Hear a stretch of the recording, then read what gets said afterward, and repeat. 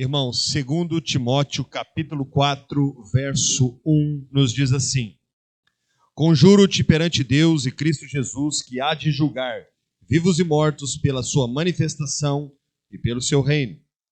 Prega a palavra, insta, quer seja oportuno, quer não, corrige, repreende, exorta com toda longanimidade e doutrina, pois haverá tempo em que não suportarão a sã doutrina.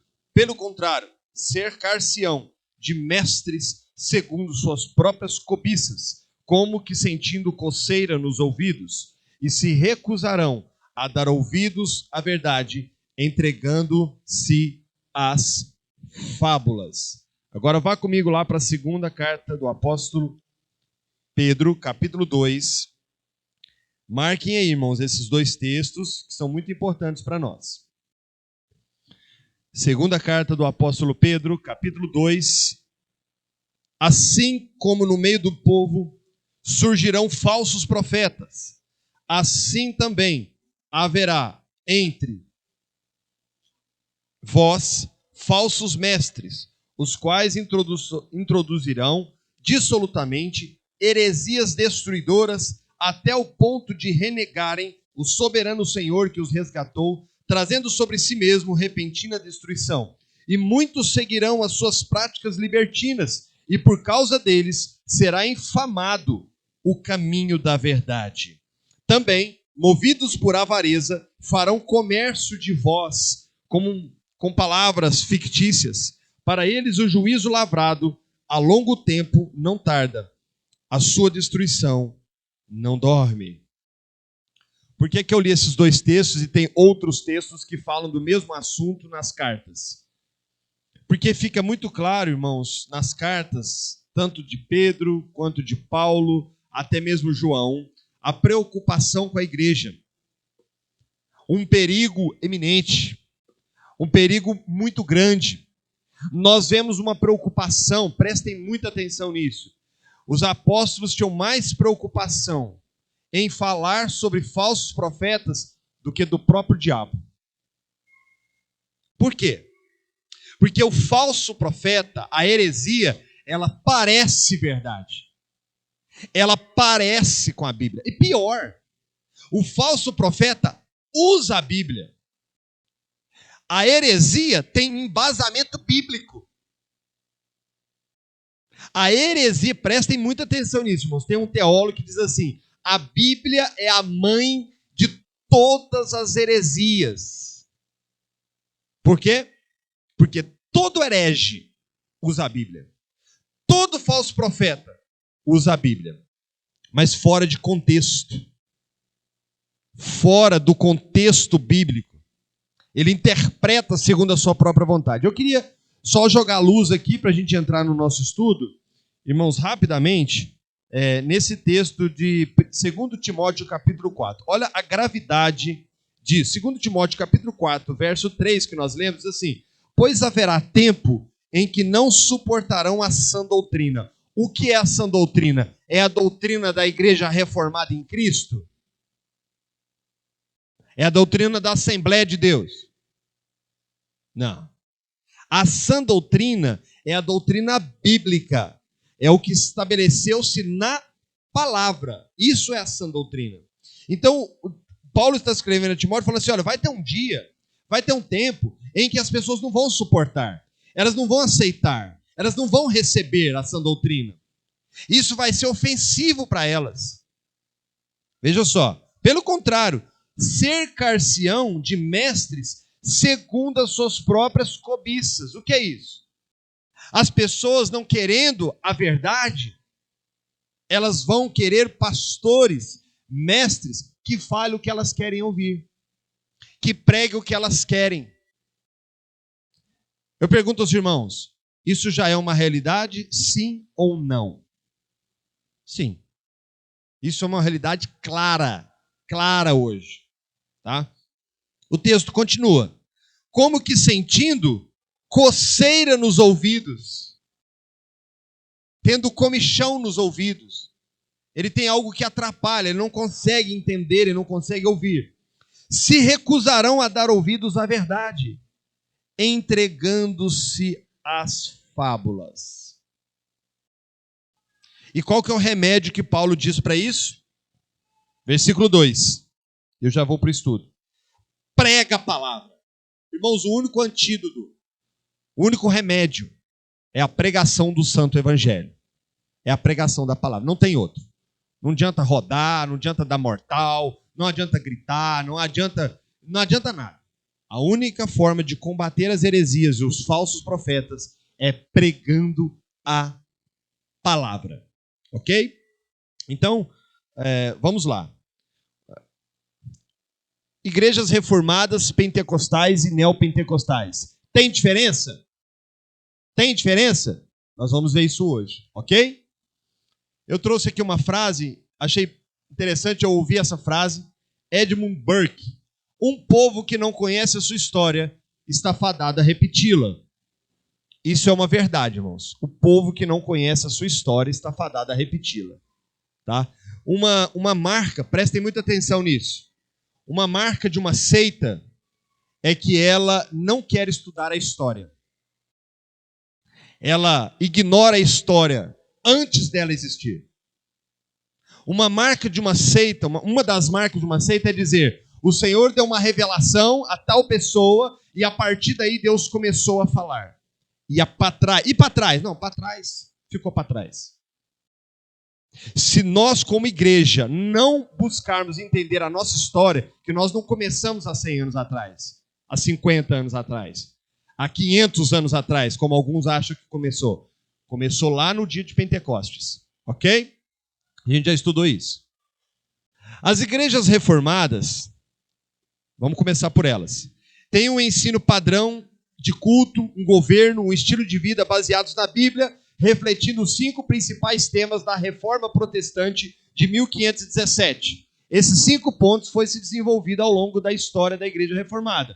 Somente a fé, somente a graça, somente a Escritura, somente Cristo e somente a Deus dai glória. Isso aqui, irmãos, esses 5 pontos nortearam a Igreja Reformada desde 1517.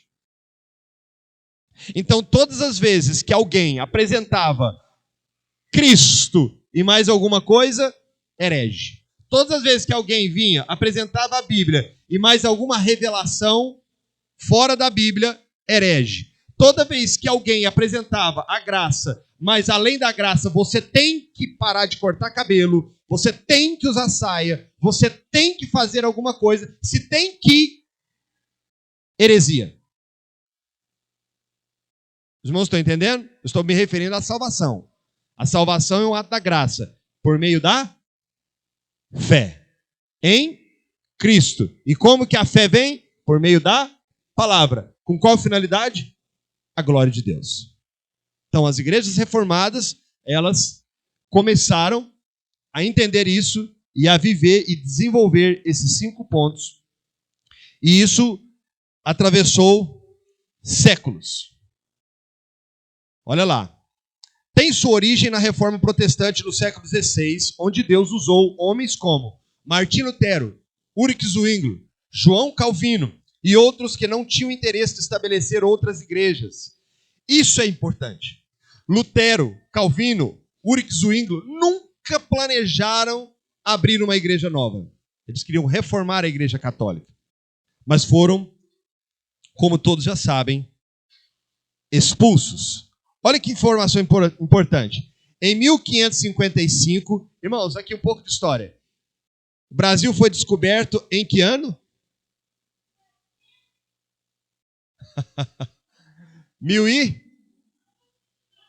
1500. Pedro Álvares Cabral, né? 55 anos depois, olha aqui, ó, iniciou a colônia francesa na Baía de Guanabara, onde hoje se encontra a cidade do Rio de Janeiro. Em 1557, chegou um grupo de cristãos reformados, junto com vários pastores mandados pelo reformador João Calvino. 57 anos depois do Brasil ter sido descoberto, João Calvino mandou alguns missionários aqui para o Brasil. Olha que interessante. Presta atenção comigo. A reforma estourou, explodiu em 1517, ok? João Calvino apareceu alguns anos depois de 1517. Veja que o homem não perdeu tempo. Em 1557, ele começou a enviar missionários para o mundo inteiro. E alguns vieram parar aqui no Brasil. O que aconteceu com esses missionários? Foram mortos, foram martirizados pelos católicos romanos. Então, só uma informação aí para vocês. Os primeiros cultos evangélicos no país foram celebrados no Rio de Janeiro por uma igreja reformada francesa, de origem calvinista. Aí, no século XIX, a igreja reformada voltou para o Brasil. Lembra que eles foram mortos? Ficou muito tempo sem igreja evangélica no Brasil, sem igreja reformada. No século XIX, a igreja reformada voltou para o Brasil. Olha lá. Foram os luteranos em 1824, depois os congregacionais em 1852, depois os presbiterianos em 1862 e os batistas em 1867, que trouxeram a pregação reformada para o Brasil. Os irmãos perceberam? 300 anos depois que eles voltaram aqui. Acho que eles ficaram com medo, né? Porque os que foram, não foi nada disso, irmãos. Era no plano soberano de Deus. Deus enviou esses homens. Primeiro os luteranos, congregacionais, presbiterianos e batistas. As igrejas reformadas, terminando aqui as igrejas reformadas, elas são essencialmente, presta atenção nisso, doutrina, aliancistas. Nós estudamos um pouquinho disso aqui. O que quer dizer isso? Ela crê que do início da Bíblia até o fim da Bíblia, Deus opera da mesma forma. A salvação é graça por meio da fé. A lei não se encerra em Cristo, ele cumpriu a lei. E sempre foi por meio da fé. São essencialmente calvinistas, creem que Deus tem os seus escolhidos, os seus eleitos, e são pós-tribulacionistas. O que quer dizer isso? Jesus vai voltar depois da grande tribulação. Podendo divergir de alguns pontos, como batismo. Tem igrejas reformadas que batizam somente por aspersão, só joga uma aguinha na testa. Tem igrejas que é por imersão. A pneumatologia, né, alguns entendem que os dons espirituais são para o momento e outros não. E a escatologia, que é sobre a doutrina do futuro. Então, eu fiz aqui um panorama bem rápido do que é a igreja reformada, ok? Presta atenção, irmãos. Aqui, ó, em 1824, os luteranos vieram para o Brasil. Depois desse grupo aqui vieram os metodistas. Os metodistas são uma igreja oriunda de John Wesley. John Wesley foi responsável pelo grande avivamento na Inglaterra, na Europa, no século XVIII. John Wesley, irmãos, foi um grande homem, um trator, um evangelista, um homem que não se prendia a paredes, pregava nas praças, nas ruas, aonde ele fosse convidado, e ele ganhou muitas almas para Deus. John Wesley. O John Wesley iniciou um movimento chamado metodismo. Por quê? Porque John Wesley, ele desenvolveu uma metodologia cristã para se santificar.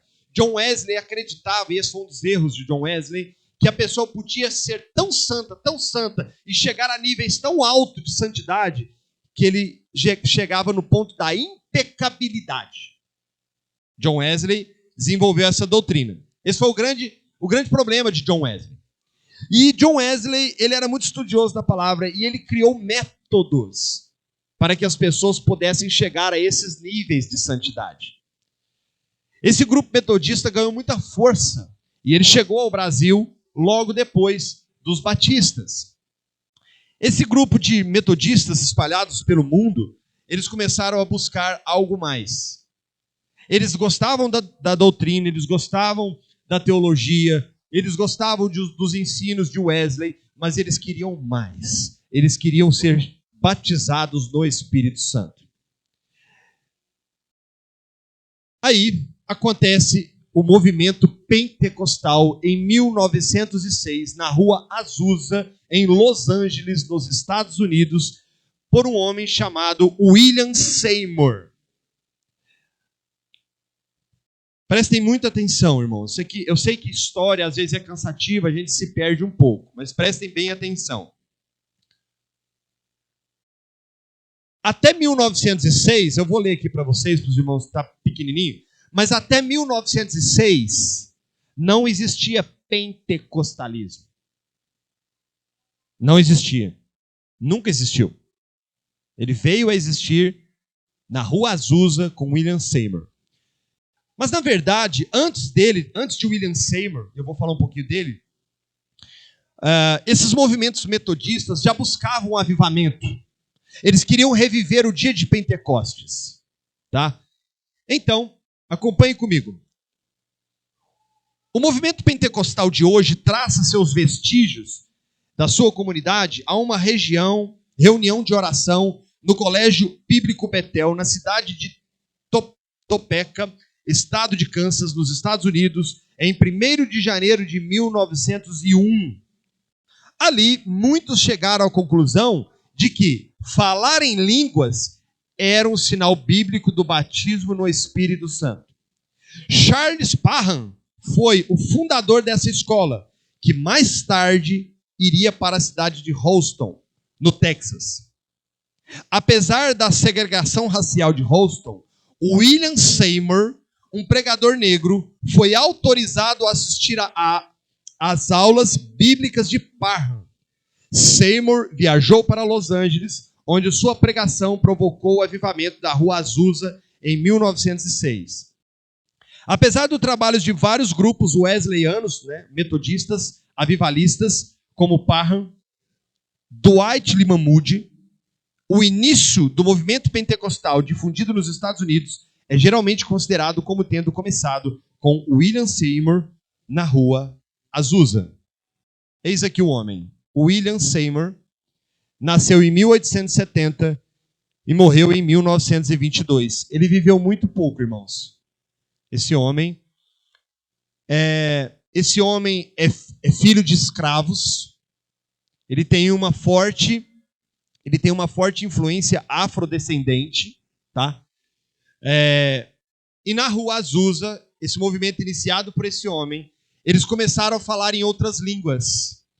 E eles não entendiam essas línguas. Eles começaram a falar repetidamente, entrando em transe, em êxtase. E o movimento pentecostal, ele entendia, até então, irmãos, essa informação é muito importante.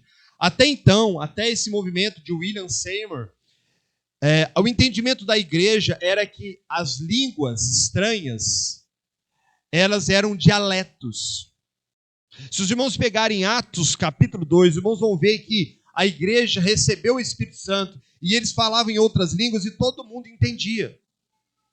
Os outros povos que estavam em Jerusalém entendiam a língua. Por quê? Porque judeus, galileus, falavam em outras línguas. Falava italiano, falava francês, falava inglês, falava macedônio, falava outras línguas. E as pessoas ficavam admiradas. Falavam, olha, como pode? Eu estou escutando na minha língua. Esses homens são galileus, são iletrados. Esses homens não estudaram em nenhuma escola. Então, as línguas estranhas, meus irmãos, registradas no Novo Testamento, para a decepção de alguns, e foi a minha decepção quando eu fui estudar, não é siricanta lá na praia. Me desculpem a minha sinceridade. E tanto é que William Seymour achava, ao ouvir os irmãos falando em línguas estranhas, que eles estavam falando em outras línguas, como alemão, russo, e começaram a enviar missionários pelo mundo inteiro para pregar o evangelho através dessas línguas. E aí veio a decepção. Foram tratados como loucos, porque ninguém entendia o que eles falavam. E aí eles se reuniram e entenderam que não se tratava de dialetos, mas língua dos anjos. E aí está aí o que nós vemos até hoje. Essa é a história, irmãos. Não estou sendo tendencioso, tá bom? Acredite quem quiser. Vamos ler mais um pouquinho para a gente entender. Logo cedo, os pentecostais foram incentivados por seu entendimento de que todo o povo de Deus poderia profetizar nos últimos dias antes da segunda vinda de Cristo. Eles olharam para as passagens bíblicas sobre o Pentecostes no segundo capítulo de Atos. em que Pedro citou a profecia contida em Joel capítulo 2. Nos últimos dias, Deus diz: eu derramarei o meu espírito sobre todos os povos. Vossos filhos e filhas profetizarão, e vossos jovens terão visões, vossos velhos terão sonhos. Assim, quando a experiência de falar em línguas espalhou-se entre os homens e mulheres da rua Azusa, um sentido de urgência tomou conta.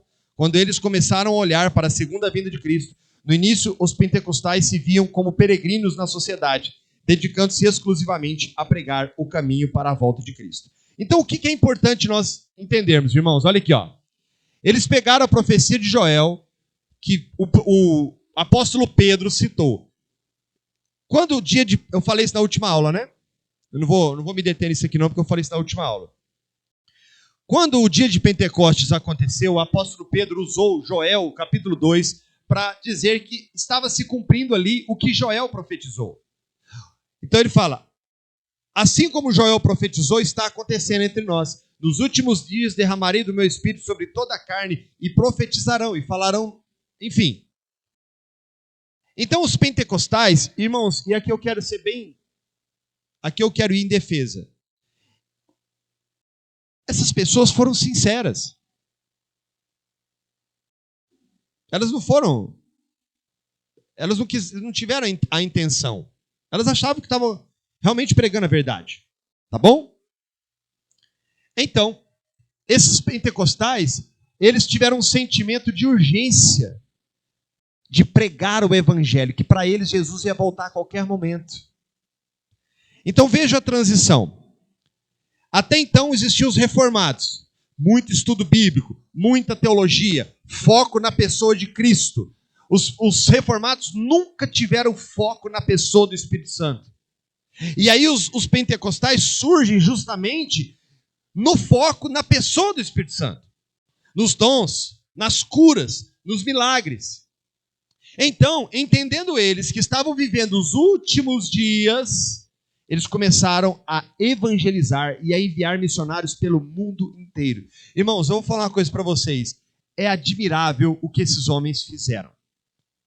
Eles sem recurso nenhum, sem recurso financeiro, sem tecnologia, sem nada. Eles abriram mão de tudo. Viajavam durante meses em navios, viajavam a cavalo, a pé, para pregar o evangelho. E a mensagem que eles levavam era essa: creem em Jesus Cristo e vocês serão cheios do poder do Espírito Santo.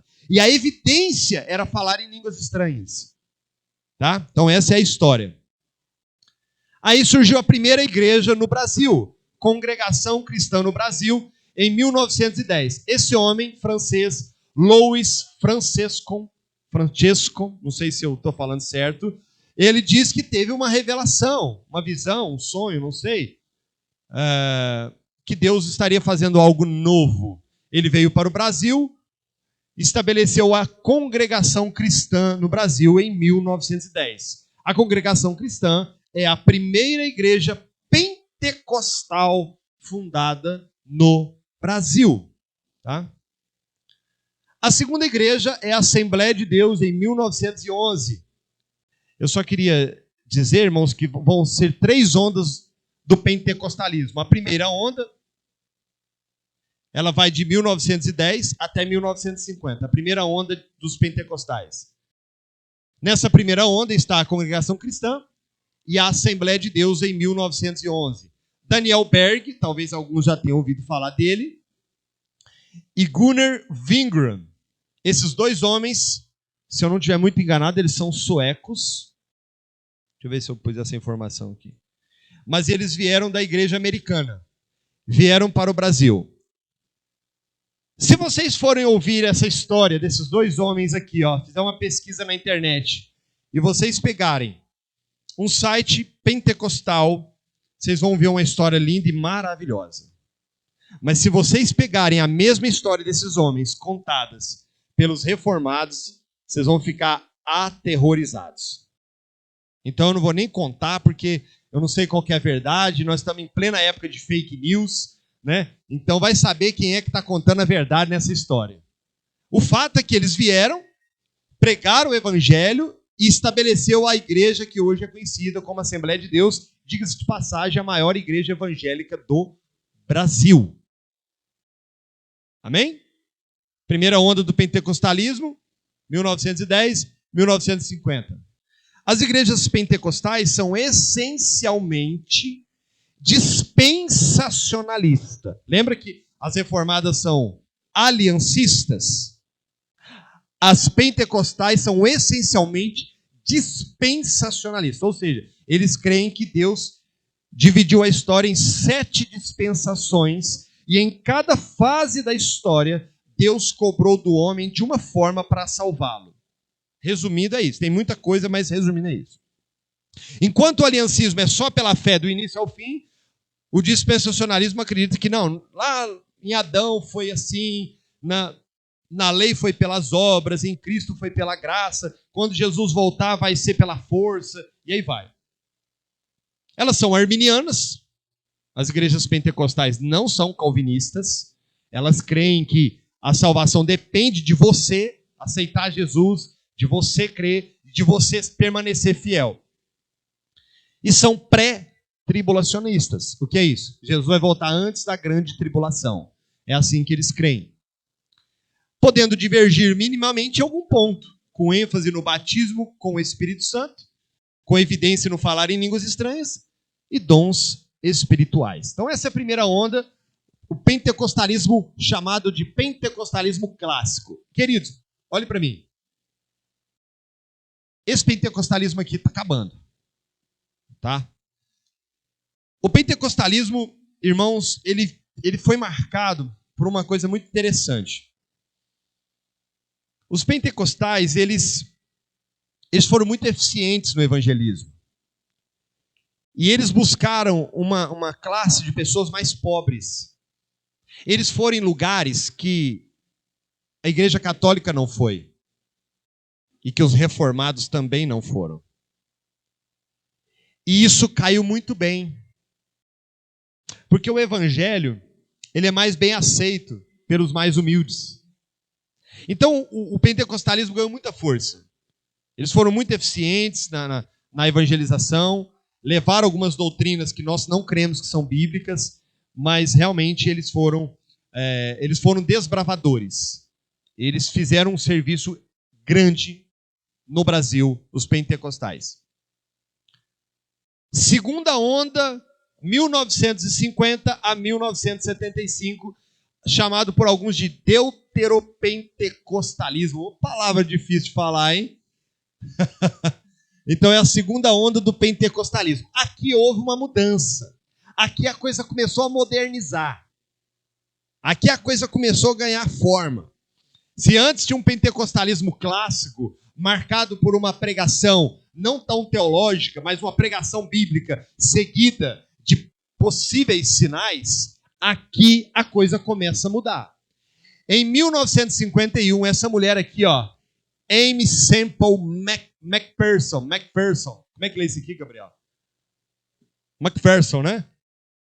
Ela fundou a Igreja do Evangelho Quadrangular, a primeira pastora evangélica.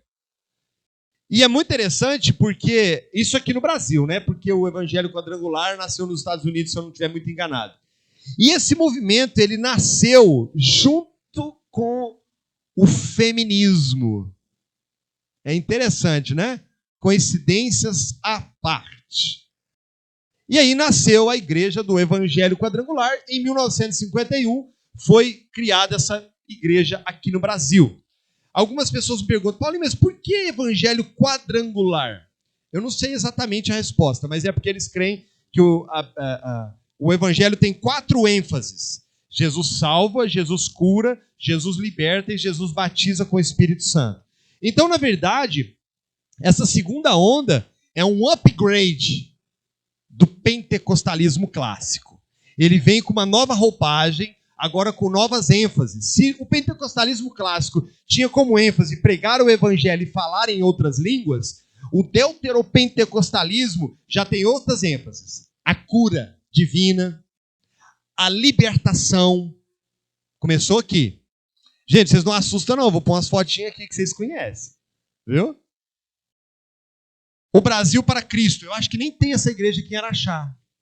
Nunca vi. Essa igreja é muito antiga. Em 1956, o missionário Manuel de Melo fundou essa igreja, também muito focada na questão da cura divina. Deus é amor. Quem conhece esse homem? Missionário Davi Miranda. Esse homem ficou muito famoso. Vocês estão vendo aqui atrás dele aqui, ó, as cadeiras de roda. Esse movimento ganhou muita força porque eles acreditavam que o sinal da operação da salvação era advindo por uma cura, um milagre. Então sempre Jesus ia fazer um milagre para provar que salvou.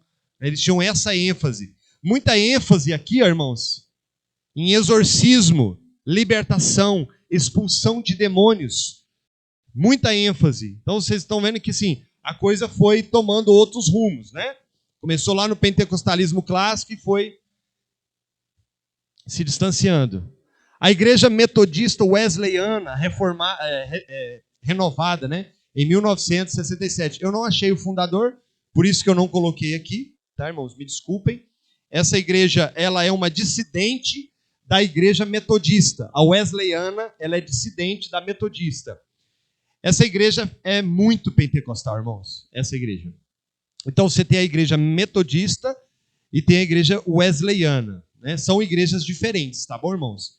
Em 1967, ela se instalou aqui no Brasil. Ó, ela já surgiu institucionalizada, seguindo os modelos da igreja metodista do Brasil, de onde o grupo saiu. A seguir, ela foi assumindo uma identidade pentecostal, se perpetuando no campo religioso por meio da criação dos seus próprios mecanismos institucionais burocráticos.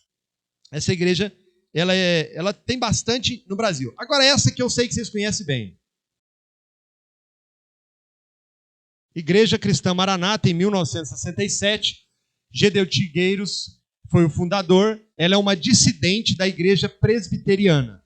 Esse período deuteropentecostalismo aqui, ó, é um grupo muito marcado por dissidências, rachas. Igrejas começaram a se separar e abrir outras igrejas, dizendo que o Senhor deu uma nova revelação, uma nova obra, um novo projeto, que agora o Espírito Santo estava atuando. E a igreja cristã Maranata, ela está dentro desse escopo, ela está dentro desse período de 1950 a 1975.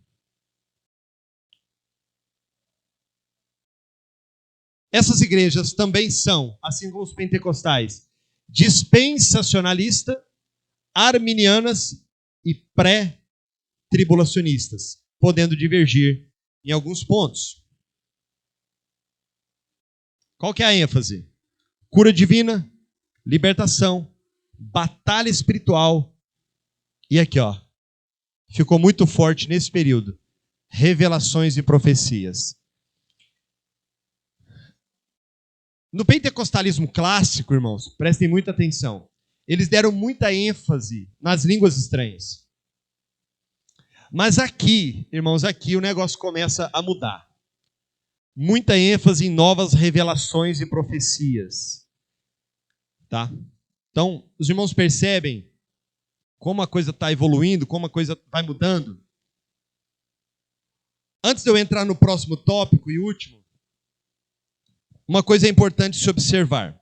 Antes de eu entrar, para a gente não fazer confusão.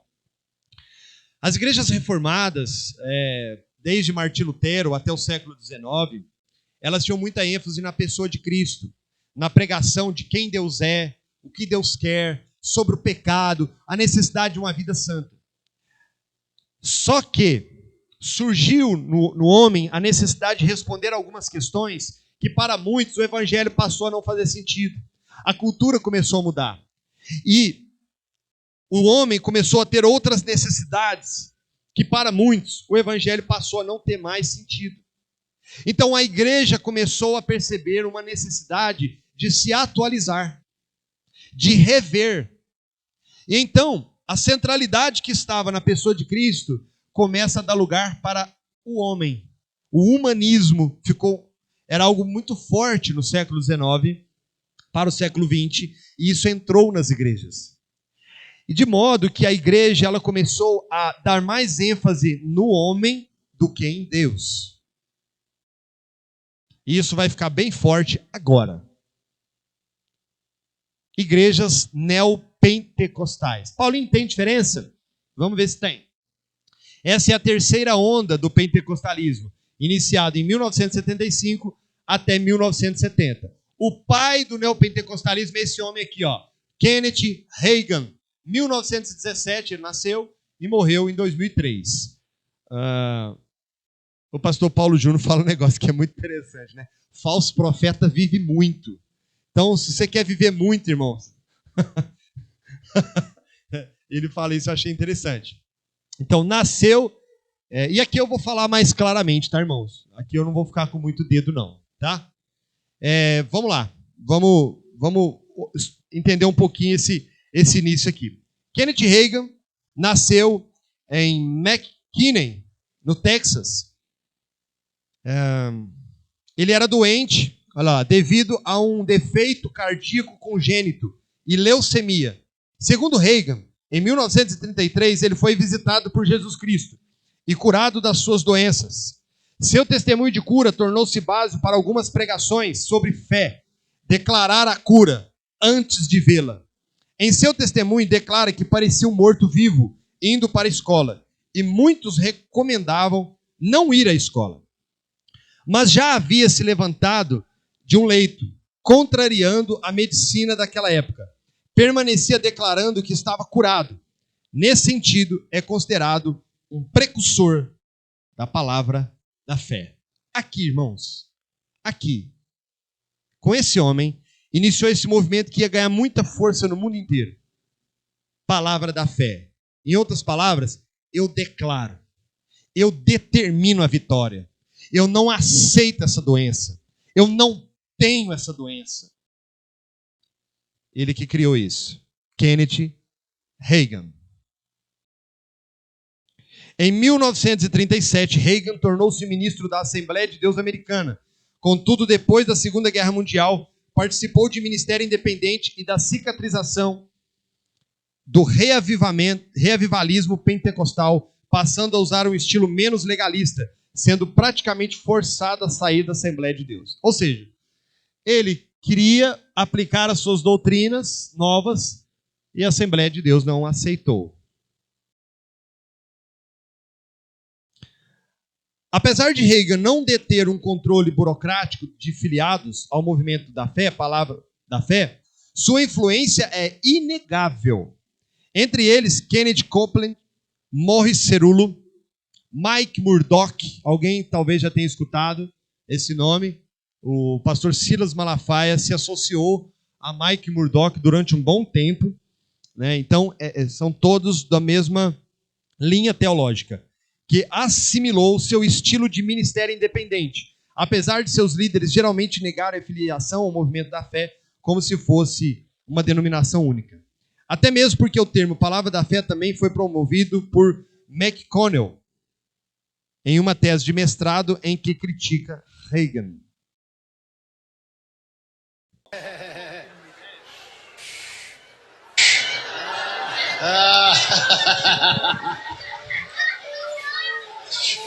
Isso aqui, irmãos, é a unção do riso.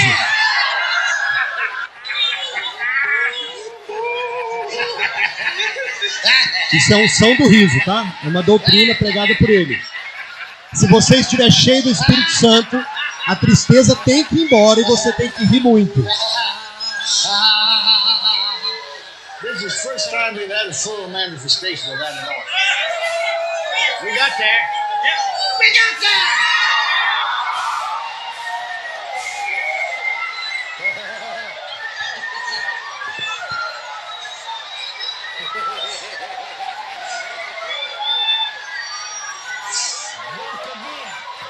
Os irmãos viram que no vídeo é o próprio Kenneth Hagin, né? É ele mesmo conduzindo o culto.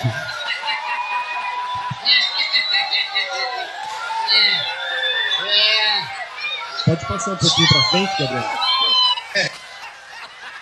Ah, não dá, né? O vídeo não dá pra passar pra frente, né? Só para os irmãos terem uma ideia de como o movimento ganhou força, né? Vocês veem que a igreja está cheia, né? A igreja está bem cheia.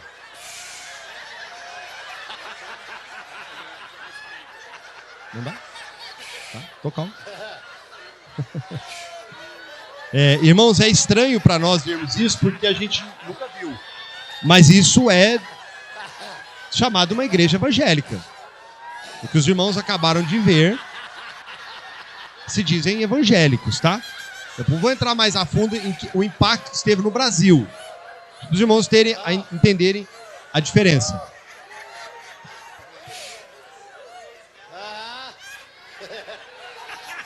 Pode deixar.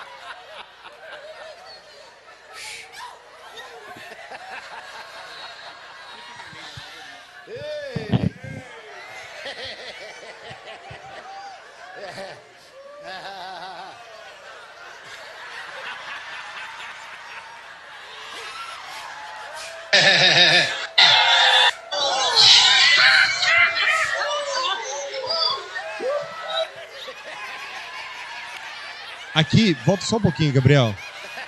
Aqui tá sem áudio. Eles acreditam que a palavra tem poder. E para mostrar isso, as pessoas caem. Eles oram, ó, e as pessoas caem em transe e desmaiam. Esse movimento ficou muito forte no Brasil, né? As pessoas às vezes para se vangloriar diziam, na minha igreja o pastor tem muito poder, ele ora e as pessoas caem. Né? Talvez a gente não tinha visto isso ainda, mas tá ali aquelas duas pessoas que andam com ele justamente para apoiar, para segurar as pessoas que vão cair, né? Passa só um pouquinho para frente, Gabriel. Quero pegar o... Olha lá, pessoas caídas, ó. E elas simplesmente, né? Enfim.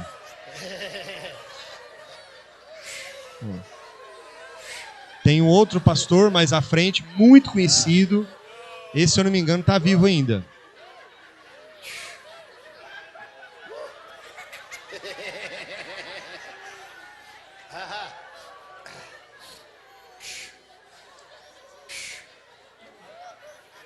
Mais um pouquinho para frente.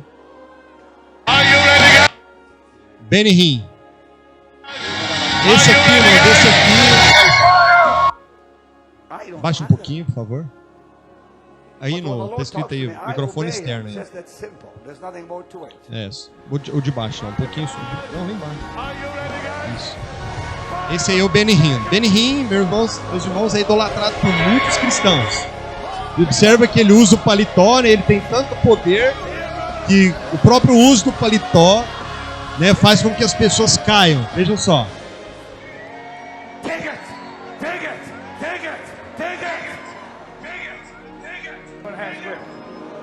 Pode passar um pouquinho para frente, Gabriel. Pode passar, vai ter muita repetição agora. Pode ir direto pro... Louvor bem bonito, né, Fabiola? Louvor bem bonito, a gente até canta, né? Não, esse aí não canta, não.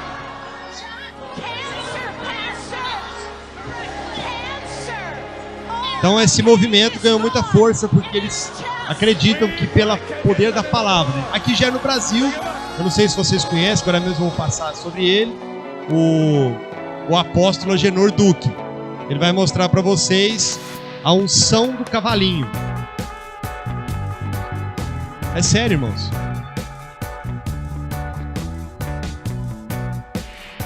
É a mesma coisa, a mesma repetição. Pessoas caindo.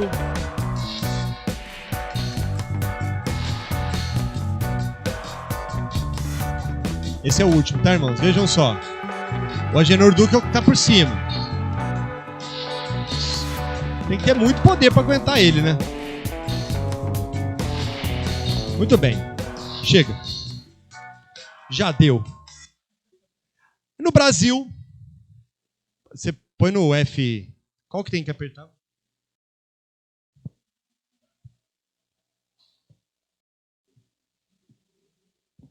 Irmãos, isso aí é uma realidade até hoje, tá? Isso aí não é uma coisa... Eu peguei vídeos mais antigos porque são os fundadores, tá? Aqui no Brasil ganhou muita força essa terceira onda com nada menos do que o Edir Macedo, né? O Edir Macedo é dessa linha neopentecostal que acredita na questão da palavra da fé, do determina, não aceita a derrota na sua vida, né? Você não está doente, você está assim porque você aceita. Se você não aceitasse a sua doença, você não teria essa doença. Então, eles creem que a palavra tem esse poder, né? De curar, de amaldiçoar. E esse grupo é muito marcado por isso. Você está na igreja, então você tem uma cobertura espiritual. Aquele pastor, ele tem a cobertura espiritual sua, está naquele pastor. Para você sair daquela igreja, você tem que pedir permissão para ele e ele tem que te abençoar. Se ele não te abençoar e você for, você está amaldiçoado e vai para o inferno. Então esse grupo, ele tem muita força nesse sentido. Em 1977 iniciou a Igreja Universal do Reino de Deus. Esse aqui é o que mais reflete Kennedy Reagan. Esse aqui, R.R. Soares. Quem já assistiu, né, ou quem ainda assiste, já viu lá, né? Olha, coloca a sua mão aonde você está sentindo a dor, determina, declara a vitória, não aceita essa situação na sua vida. Veio daqui, no Brasil veio daqui, em 1980. Esse aqui é menos conhecido, o apóstolo Miguel Ângelo, da Igreja Cristo Vive, em 1985. Esse aqui é bem conhecido, né, o Renascer. Acho que muitos aqui devem conhecer esse casal. Cantam demais, os louvores são muito bonitos. Mas também nessa mesma linha, Estevão Hernandes e Sônia Hernandes. Igreja Sara Nossa Terra, do bispo Robson e bispa Lúcia Rodovalho, também da mesma linha. Esse aqui todo mundo conhece muito bem, dispensa a apresentação. Esse é dissidente do Edir Macedo, saiu da igreja. Aliás, tanto ele quanto o R.R. Soares eram pastores do Edir Macedo. Tá? Todos eles na mesma linha. Vocês podem ver que suas igrejas estão cheias e muita ênfase na prosperidade, a doutrina da prosperidade. Você dá a sua oferta, você dá o seu dízimo e Deus vai prosperar você.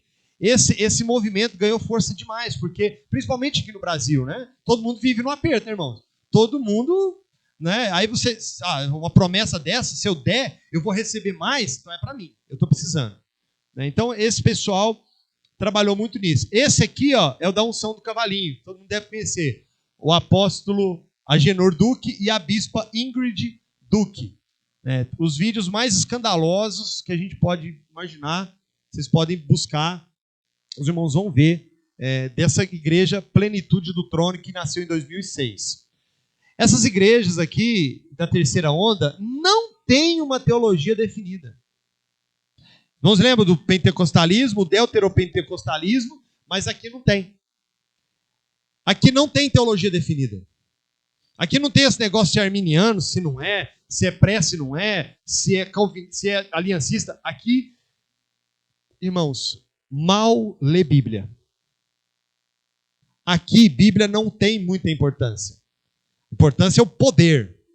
O importante é a unção. O importante é o Espírito. Seja lá ele qual for. Então, muita ênfase na teologia da prosperidade, confissão positiva, eu determino, eu declaro, autoridade espiritual, que eu falei, você tem que estar debaixo de uma autoridade, você não pode ficar fora, debaixo de uma autoridade espiritual.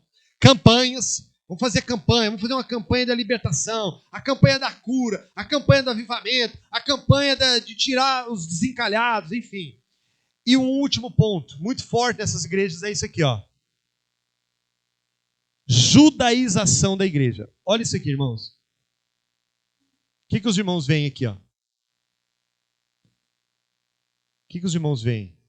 São vestes, são aquela coisinha que não sei como é que chama aqui. Guepá. Quepá. Dos judeus, né? Os judeus usam isso, né? É tradicional deles.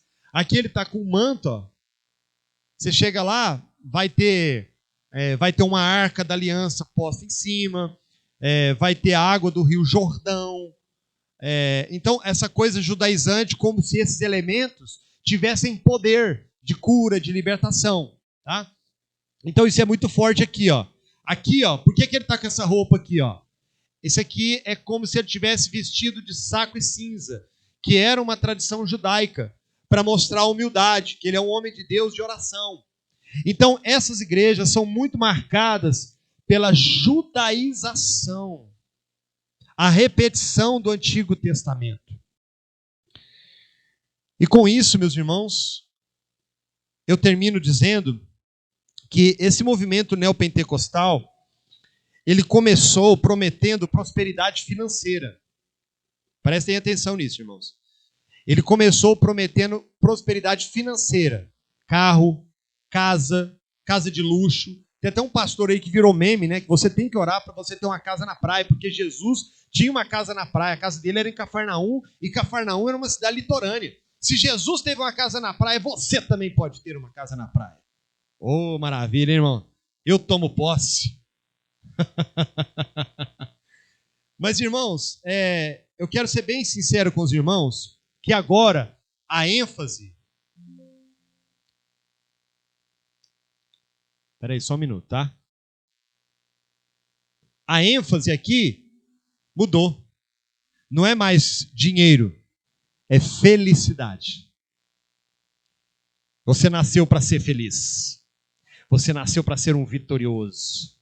Você é um filho de Deus. Logo, você também é. Se filho de peixe, o que é? Peixe. Então, filho de Deus é o quê? Deus. Isso saiu da boca de um pastor assembleiano. Vocês são deuses. Semideuses. Nasceram para ser vitoriosos. Você não pode aceitar a doença, a derrota. Se você aceitar uma coisa dessa na sua vida, é porque você não é de Deus. Eu contei uma experiência há poucos dias de um irmão. O pastor perguntou para ele assim: como é que está seu pai? Ah, meu pai está muito doente. Não, seu pai não está doente. Ele acha que está doente. Ensina para ele a fazer uso da fé. Passados um tempo, se reencontraram, o pastor pergunta: e seu pai, como é que está? Meu pai? Ele acha que está morto no cemitério. Irmão, isso é muito sério. Eu queria dizer para vocês, sem medo de errar, isso não é evangelho. Isso não é cristianismo. Isso não é obra de Deus. E vou além. É do diabo. Isso não é igreja evangélica. Paulinho, mas Deus salva lá? Claro que sim. Deus é Deus. Eu não tenho a menor dúvida do poder de salvação de Deus. E se a palavra foi exposta, porque a fé vem pelo ouvir e ouvir a palavra, Deus salva. Mas um salvo não vai ficar. E eu estou falando sem medo de errar, isso vai para o YouTube. Um salvo não vai ficar num lugar desse. Ouvindo essas heresias. Ouvindo esse lixo. Então, irmãos, eu estou me referindo ao neopentecostalismo, tá, irmãos? Pelo amor de Deus. É muito nocivo isso daqui. Isso é uma miséria. Então eu quero dizer para vocês, queridos irmãos, que a profecia está aqui na palavra, que nos últimos dias introduziriam falsos profetas. E muitos da igreja teriam comichão nos ouvidos e não iam querer ouvir a verdade. O que eu tenho para terminar e para dizer para os irmãos é: cuidado. Não sejam tolos. Não sejam meninos. Ah, Paulinho, mas olha, se você conhecesse, minha cunhada foi curada, o senhor operou um milagre nela lá, é? E daí? Cuidado, irmãos. Nós precisamos conhecer a palavra de Deus. É assim que Deus opera? É assim que Deus faz? É assim que Ele ensinou nas Escrituras? Eu termino com a frase de Martinho Lutero. Se não estiver previsto na Escritura, pode chover milagres do céu, que eu não acredito. Até Satanás se transfigura em anjo de luz para enganar. Fiquem com a palavra, irmãos. Sejam leais e fiéis à palavra. Esse aqui que nós acabamos de ver é um sinal do fim dos tempos, é um sinal da volta de Jesus. é um sinal da volta de Cristo. Estejam vigilantes.